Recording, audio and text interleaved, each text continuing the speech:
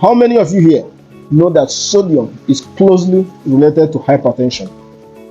How many of you are still aware that the main constituent of salt is actually sodium?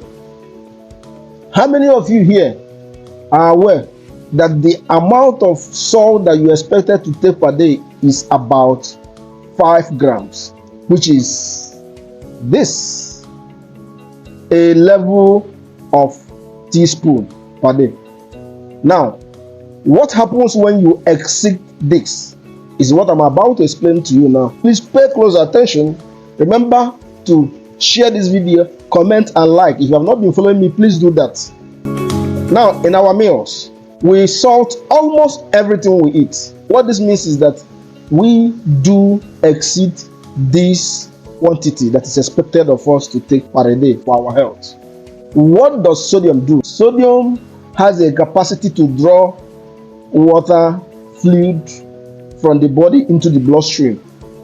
Now, do you know what happens when you take plenty of salt per day like this?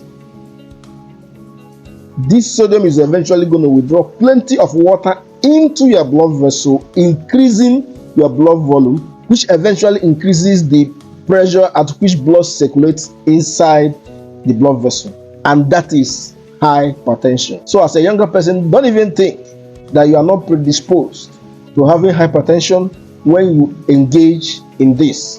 And you, as a hypertensive person or someone who has history of hypertension in the family, salt should be your greatest enemy.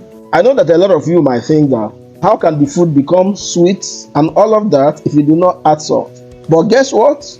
We have a lot of natural food recipe that can actually make your food sweet.